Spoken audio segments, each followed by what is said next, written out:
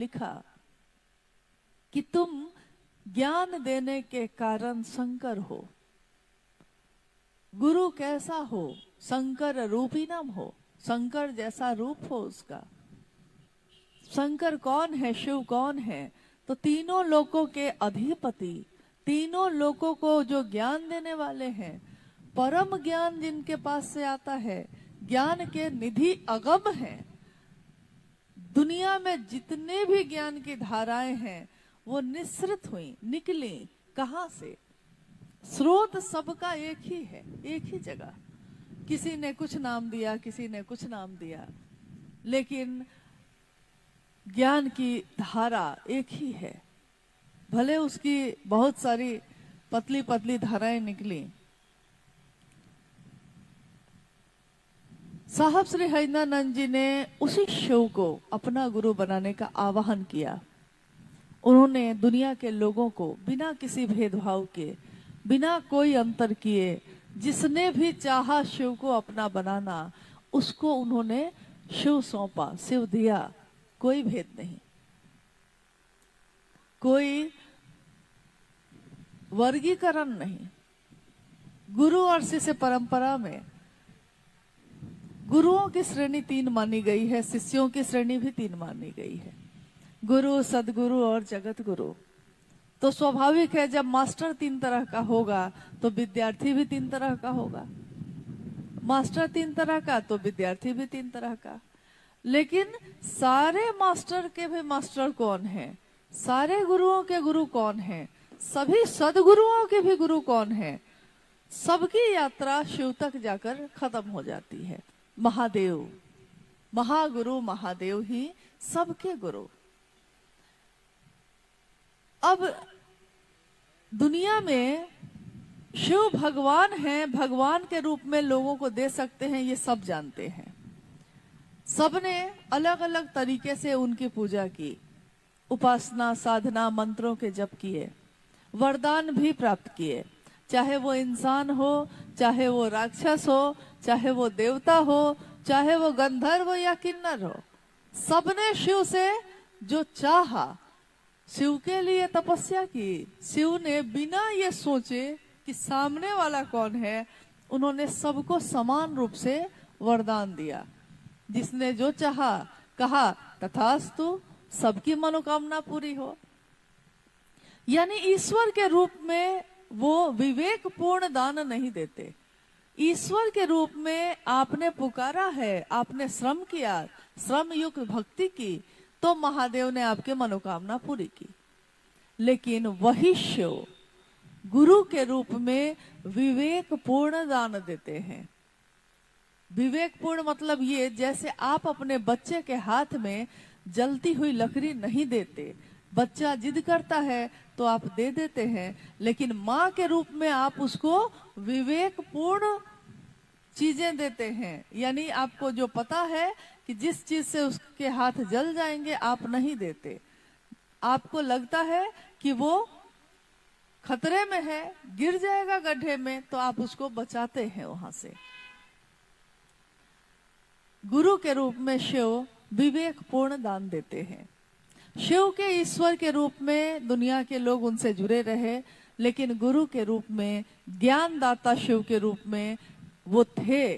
दुनिया ने उनसे ज्ञान मांगा ही नहीं। यहाँ तक कि बड़े से बड़े भक्त भी, रावण जैसे भक्त ने भी भक्ति की, लेकिन तीनों लोगों का वैभव मांगा, संपत्ति मांगी, उसको संभालने का ज्ञान नहीं मांगा। साहब श्री ने यही कहा कि अगर आपने ज्ञान मांगा होता तो आप वही चीज संभाल सकते थे जो आपके पास है।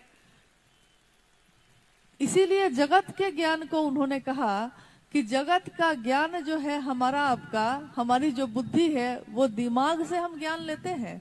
तो उस ज्ञान को जो दिमाग से, मस्तिष्क से लिया गया है, वो भी चुभता है, और अगर अज्ञान है तो वो भी चुभता है। दोनों कांटे ही हैं, दोनों कांटे चुभते हैं। अगर शिव को चाहते हो, शिव के तरफ चलना चाहते हैं, तो ज्ञान के कांटा से अज्ञान के कांटा को निकाला जाता है। दोनों फेंक दिए जाते हैं। क्योंकि अगर ज्ञान का कांटा भी रह गया तो वो चुभता रहेगा, शिव की तरफ आपको चलने नहीं देगा। कोई रिश्ता ऐसा होता है जिससे आप अपने दिल से जुड़ना चाहते हैं, उस रिश्ते में दिमाग नहीं लगाते आप, और अगर दिमाग का जो रिश्ता है उससे दिल नहीं लगाते। सूरत के इस जगह पे हर प्रांत के लोग आते हैं। कोई काम करने आता है, कोई व्यापार करने आता है, कोई कुछ। अगर आप सोचकर यहाँ आए हैं कि हमको व्यापार करने के लिए कुछ कपड़े लेकर जाना है, तो वहां आप गणित बनाएंगे, यानी दिमाग लगाएंगे। कितने में खरीदेंगे, कितने में जाके बेचेंगे, कितना मेरा फायदा होगा, यानी वो काम जो आप सोच कर आए हैं यहाँ, उसके लिए आप गणित बनाएंगे, दिमाग लगाएंगे। लेकिन इसी सूरत में अगर आप शिव की बात करने आए हैं तो आप दिमाग नहीं लगाएंगे, आप गणित नहीं लगाएंगे। आपको जो गुरु भाई गुरु बहन से भेंट हो जाएगी, प्रणाम करेंगे, कंगन देखा है, मन झुक गया है, किसी ने गुरु भाई समझ के खिला दिया, कोई गुरु भाई समझ के माइक दे रहा है, कोई सम्मान दे रहा है, कोई प्रेम दे रहा है, कोई सोने के लिए घर भी है उपलब्ध, ये भी बता रहा है। यानी यहाँ दिमाग नहीं लग रहा है, यहाँ दिल लग रहा है। इस दिल के लगने में आपकी चीजें लग रही हैं। आप किसी को अगर खिला रहे हैं तो आपके पैसे लग रहे हैं, आप घर में व्यवस्था दे रहे हैं तो आपके घर का एक कमरा लग रहा है, आपका समय लग रहा है, परिवार के लोग लग रहे हैं।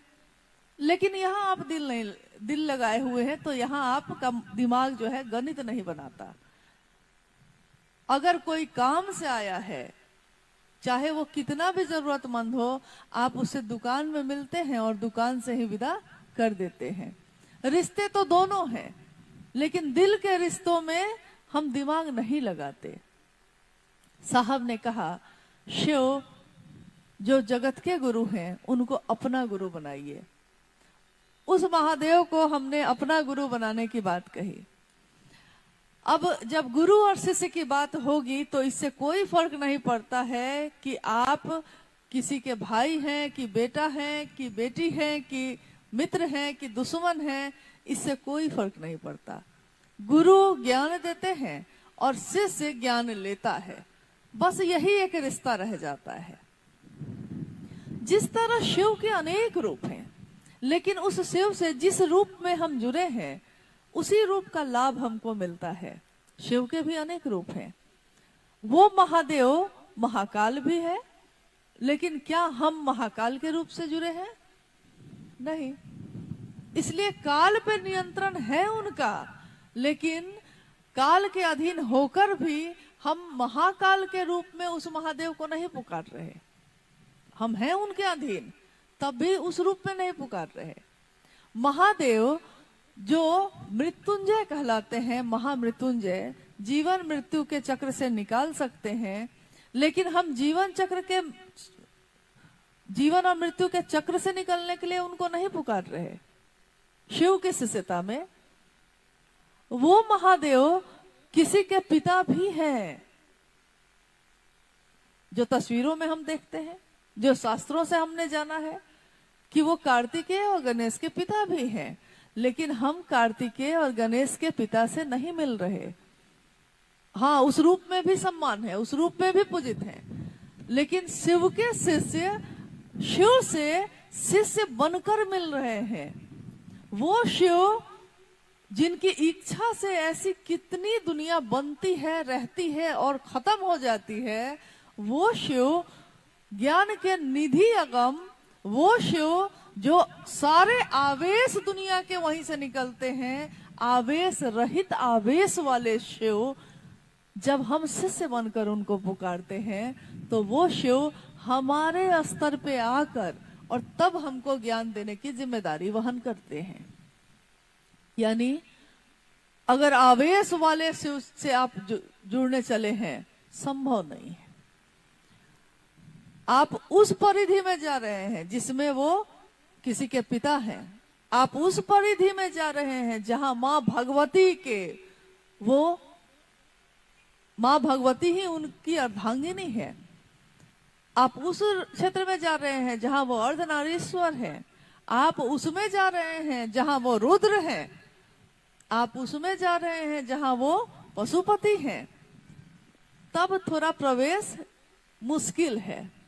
ठीक जैसे धरती पे होता है, धरती पे भी तो वैसे ही है।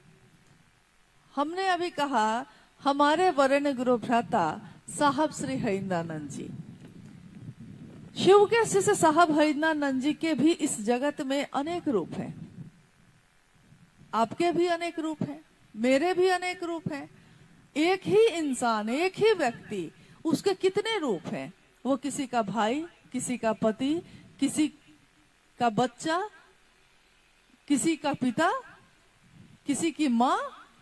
एक ही व्यक्ति आप हैं, लेकिन एक ही समय में, एक ही सत्ता, एक साथ। अगर बच्चा बुलाता है तो आप माँ बन के जवाब देते हैं, पति ने बुलाया है तो पत्नी बन के जवाब दे रहे हैं। यानी जो आपसे जैसे जुड़ा है, आप उसको वैसा ही भाव बदले में लौटा रहे हैं। शिव के शिष्य साहब श्री हरिंद्रानंद जी, शक्ति स्वरूपा माँ नीलमानंद जी, इस धरती पे उनके भी तो बहुत सारे रूप हैं। वो किसी की बेटी, ये किसी के बेटा, कोई उनका पिता है, किसी के भाई, किसी के पति, किसी के पिता। लौकिक परिवार भी उनका है, ये जगत भी उनका है। बिहार प्रशासनिक सेवा में एक बड़े पद पे जब रिटायर्ड हुए साहब, तो ज्वाइंट सेक्रेटरी कैबिनेट के पद से रिटायर्ड हुए। डिप्टी कलेक्टर, डिप्टी कलेक्टर साहब हरिंद्रानंद जी से मिलना हमारे आपके लिए कठिन है। क्यों कठिन है? क्योंकि किसी बड़े अफसर के घर में आप सीधे नहीं जा सकते। दरवाजे पे कोई होगा, रोकेगा, समय लेना पड़ेगा आपको, काम होगा, वो मिलना चाहेंगे तब ना मिल पाइएगा, यानी कठिन है। किसी के भी घर में आप सीधे तो नहीं चले जाते। अगर परिचय ना हो, अगर पारिवारिक रिश्ता ना हो तो आप सीधे जा सकते हैं? नहीं जा सकते। यानी लौकिक और जितने भी रूप हैं, उस रूप में इतना नजदीक आना उनके मन से कठिन है। लेकिन शिव शिष्य साहब हरिंद्रानंद जी से, जो शिव का शिष्य हैं, उनसे मिलना बहुत आसान है। क्यों? आपने कहा, हमने कहा कि गुरु भाई हैं, गुरु बहन हैं, और उन तक खबर चली जाती, वो बुला लेते, गुरु भाई आए हैं। उस समय डिप्टी कलेक्टर साहब हरिंद्रानंद जी का रूप पीछे हो जाता और शिव शिष्य साहब हरिंद्रानंद जी का रूप सामने है। उनसे मिलना बहुत आसान है।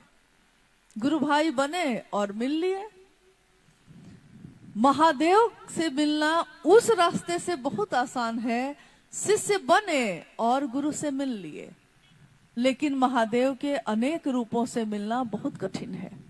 उसके लिए भक्ति चाहिए, उसके लिए विश्वास चाहिए, उसके लिए समर्पण चाहिए, उसके लिए तपस्या, लाखों मंत्रों का जप चाहिए। कोई जंगल में जाकर तपस्या करता है, कोई पहाड़ों पे जाके तपस्या करता है, किसी ने अपना सब कुछ छोड़ दिया, कोई उस ज्ञान के लिए, सम्यक ज्ञान मिल जाए, उसने अपने महल को छोड़ दिया, किसी ने अपने वैभव को छोड़ दिया, किसी ने अपनी गृहस्थी को छोड़ दिया। तब कहीं महादेव मिले या नहीं मिले। लेकिन यहां तो साहब ने कहा कि आप चाहे जिस स्थिति में हैं, आप चाहे जो हैं, अमीर हैं, गरीब हैं, अलग अलग जातियों धर्मों में बटे हैं, लेकिन इंसान हैं, आप जीव हैं। तो साहब श्री ने कहा कि हर जीव में ये संभावना है कि वो शिव हो सकता है। ठीक वैसे ही जैसे एक छोटे से दाने में ये संभावना होती है कि अगर उसको धरती पे लगा दिया जाए, मिट्टी में दबाया जाए, उसको अनुकूल मौसम मिले, उसको पानी से सींचा जाए, कोई उसकी कुछ दिन देखभाल कर दे, तो उसमें से पौधा निकलेगा। फिर वो पौधा इतना विशाल भी बन सकता है जितना बरगद का पेड़ होता है। उस विशाल पेड़ में हाथी भी बांधे जाते हैं, लेकिन वो पेड़ अब इतना विशाल है उस पेड़ की जड़ें इस मिट्टी में इतनी गहरी हैं कि आप हिलाना भी चाहिए तो नहीं हिला सकते। एक दिन वो बिया था, कोई उसको चाहे तो मसल सकता था, मसल के फेंक सकता था कि नहीं। जब वो छोटा पौधा हुआ तब भी कोई अपने पैरों से उसको रौंद सकता था, लेकिन अगर वो विशाल बरगद का पेड़ हो जाए, उसकी जड़ें गहरी बैठ जाएं, भूकंप भी आता है तो वो गिरता नहीं है। वही रिश्ता साहब ने कहा महादेव से भी बनाना, और महादेव से बनाया है तो क्या साहब से नहीं बना। जिनके कहने से शिव मेरे आपके गुरु हुए, उनके कहने पे, उनके विचारों पे, उनकी बातों पे हम लोग चले, तो जिसकी बातों पे हम चल रहे हैं, जिसके साथ महादेव की तरफ चल रहे हैं, उससे अलग होके चल पाइएगा कि उनके साथ होके ज्यादा अच्छा चल पाइएगा? साथ होके ही ना चल पाइएगा। रास्ता भटक भी तो सकते हैं, क्योंकि मंजिल बताई उन्होंने। शिव तुम्हारे मेरे अपने गुरु हो सकते हैं, ये बताया उन्होंने। 3 सूत्रों का निरूपण किया उन्होंने। और आज अगर हम या आप या कोई भी ये कहता है कि हम तुमको वहां पहुंचा सकते हैं, तो अगर मैं भी ये कहती हूं तो ये झूठ है। आप भी किसी से कहते हैं तो ये झूठ है। और कोई आकर हमारे बीच भी ये बात कहता है तो वो झूठ ही होगा। साहब ने साफ साफ कहा कि मुझ पे भी विश्वास ना हो तो कोई बात नहीं, मेरी बात पे भरोसा करना। महादेव पे भी विश्वास ना हो तो कोई बात नहीं, लेकिन महादेव गुरु हैं, इस बात का विश्वास करना।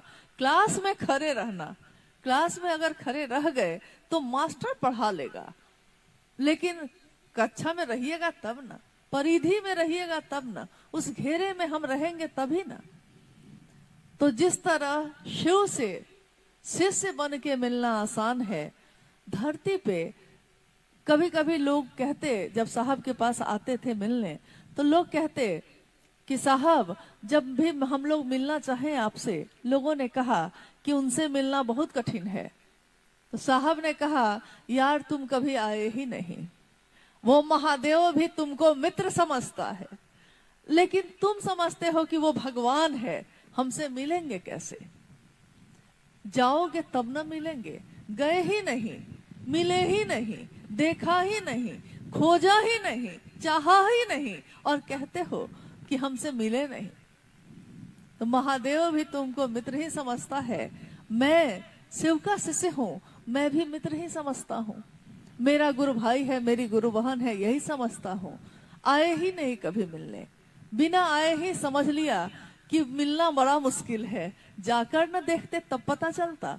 जैसे यहाँ बैठे बैठे बगल में कहीं कोई बाजार लगा है, खूब शोरगुल की आवाज आ रही है, हल्ले की आवाज है, यहाँ बैठा हुआ कोई आदमी आपको कहता है जानते हैं वहां पे मार हो रहा है, लोग एक दूसरे से मारपीट कर रहे हैं। यहाँ से आपने भी सुना है तो आपको भी हल्ला ही सुनाई दिया, शोर ही सुनाई दिया, तो आपने कहा कि आदमी ठीक ही कह रहा है। तब तक किसी ने कहा कि थोड़ा नजदीक जाकर देखो ना कि सचमुच में क्या हो रहा है। तो नजदीक गए आप। जब आप नजदीक पहुंचे तो आपने देखा कि अरे ये हल्ला तो था, लेकिन यहाँ तो सब अपने अपने काम में व्यस्त हैं। यानी कोई अपना टमाटर लेकर बैठा है, उसको बेच रहा है, कोई कह रहा है कि आलू कितने रुपए है, कोई कह रहा है कि हरी सब्जी कैसे दीजिएगा। यानी सब अपना अपना काम कर रहे हैं, लेकिन सामूहिक काम कर रहे हैं। यानी बहुत लोगों की भीड़ है वहां, तो सब बोल रहे हैं, सब सुन रहे हैं। सबके बोलने और सुनने से कुछ ना कुछ तो हलचल होगी, कुछ ना कुछ तो आवाज आएगी। लेकिन यहाँ बैठे बैठे आपने सोच लिया कि अमुक जगह पे ऐसा हो रहा होगा, क्योंकि किसी ने आपसे कहा।